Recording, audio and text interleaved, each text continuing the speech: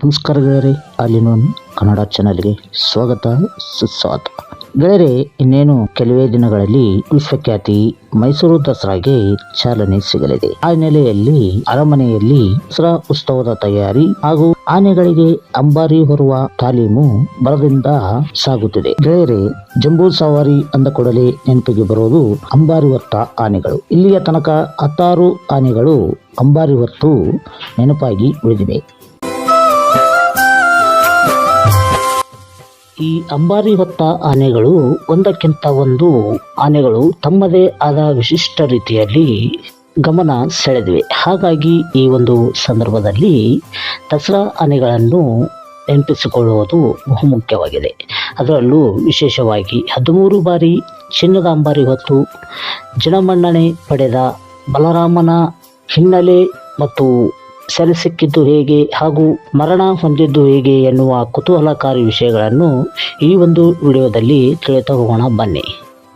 ಗೆಳೆಯರೆ, ನಮ್ಮ ಬಲರಾಮ ಕೂಡ ಎಲ್ಲ ಕಾಡಾನೆಗಳಂತೆ ಪುಂಡನಾಗಿದ್ದನು.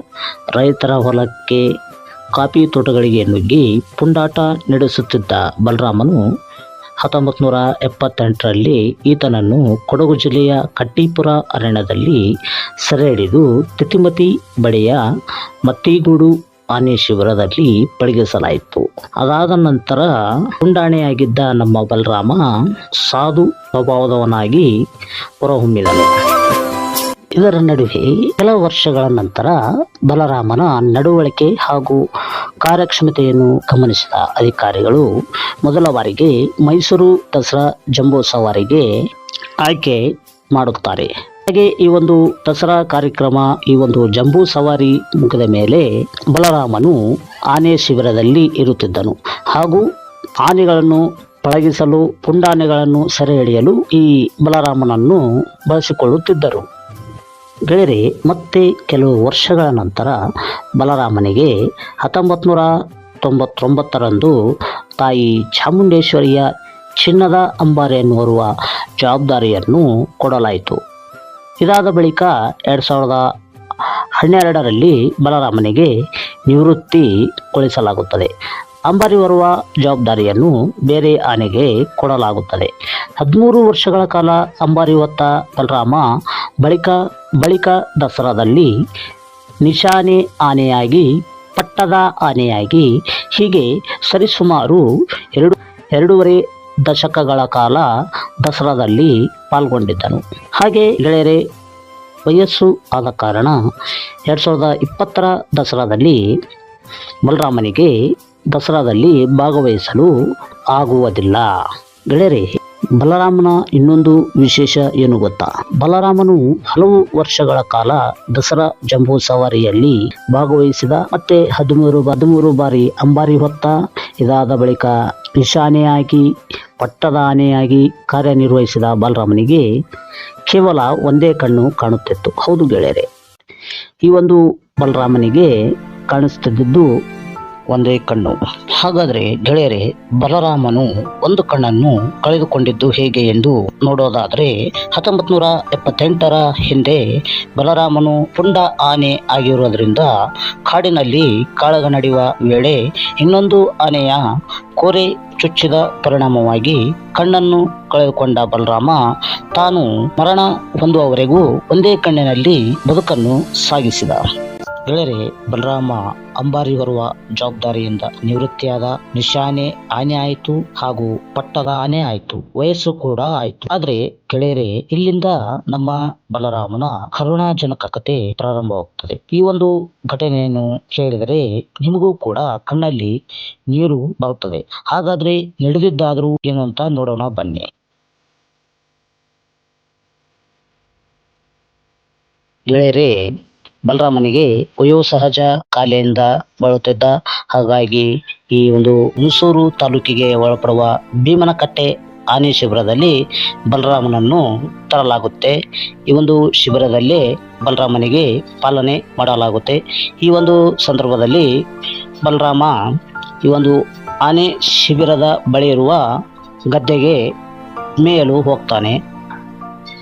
ಈ ಒಂದು ಸಂದರ್ಭದಲ್ಲಿ ಅಟ್ಟಳಿಗೆ ಮೇಲಿದ್ದ ಕಾವಲು ಕಾಯುತ್ತಿದ್ದ ಹೊಲದ ಮಾಲೀಕ ಈ ಒಂದು ಬಲರಾಮನನ್ನು ಕಾಡೆನೆ ಎಂದು ಭಾವಿಸಿ ಬಲರಾಮನ ಮೇಲೆ ಗುಂಡು ಹಾರಿಸುತ್ತಾನೆ.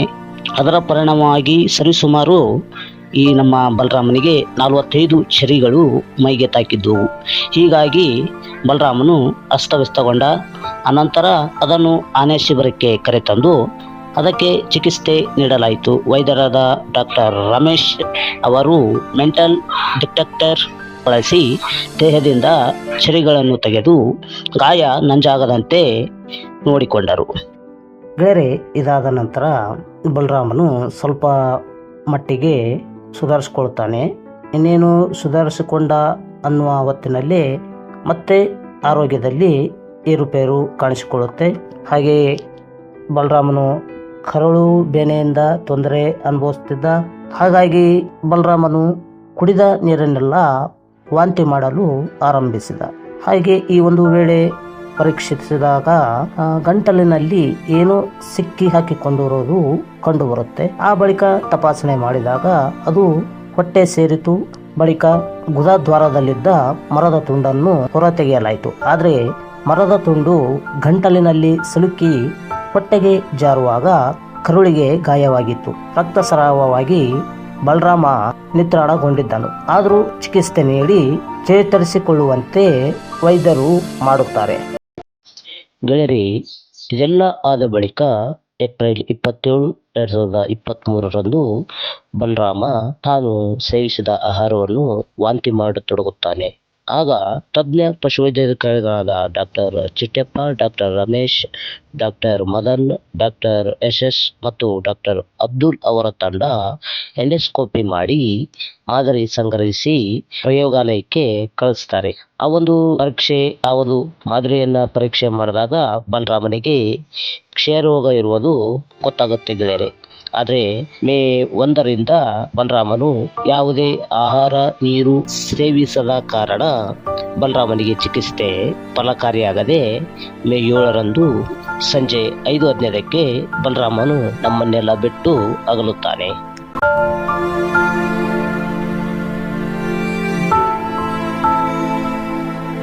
ಗೆಳೆಯರೆ, ಅನಂತರ ಮೇ 8ರಂದು ಬೆಳಗ್ಗೆ ಪಶು ವೈದ್ಯಾಧಿಕಾರಿಗಳಿಂದ ಬಲರಾಮನ ಮರಣೋತ್ತರ ಪರೀಕ್ಷೆ ನಡೆಸಿದ ಬಳಿಕ ಹುಣಸೂರು ವನ್ಯಜೀವಿ ವಲಯದ ಕಾರೆಕಟ್ಟೆ ಅರಣ್ಯ ಪ್ರದೇಶದಲ್ಲಿ ಮೈಸೂರಿನ ಅರಮನೆ ಪುರೋಹಿತರಿಂದ ಅಂತಿಮ ವಿಧಿವಿಧಾನ ಪೂಜೆ ನಡೆಸಿ ಸಕಲ ಸರ್ಕಾರಿ ಗೌರವಗಳೊಂದಿಗೆ ಬಲರಾಮನ ಅಂತ್ಯ ಸಂಸ್ಕಾರವನ್ನು ಮಾಡಲಾಗುತ್ತದೆ. ಗೆಳೆಯರೆ, ತನ್ನ ಜೀವಿತ ಅವಧಿಯ ಕೊನೆಯಲ್ಲಿ ಆರೋಗ್ಯದ ಸಮಸ್ಯೆಯಿಂದ ಬಳಲುತ್ತಿದ್ದ ಬಲರಾಮ ತನ್ನ 67ನೇ ವಯಸ್ಸಿಗೆ ಇಹಲೋಕ ತ್ಯಜಿಸಿದನು.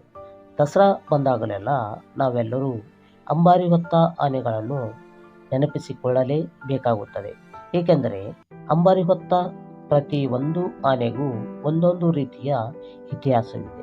ಹೀಗೆ ಇತಿಹಾಸ ಬರೆದ ಗಜಪಡೆಗಳ ಪಟ್ಟಿಯಲ್ಲಿ ನಮ್ಮ ಬಲರಾಮನು ಕೂಡ ಸೇರಿದ್ದಾನೆ.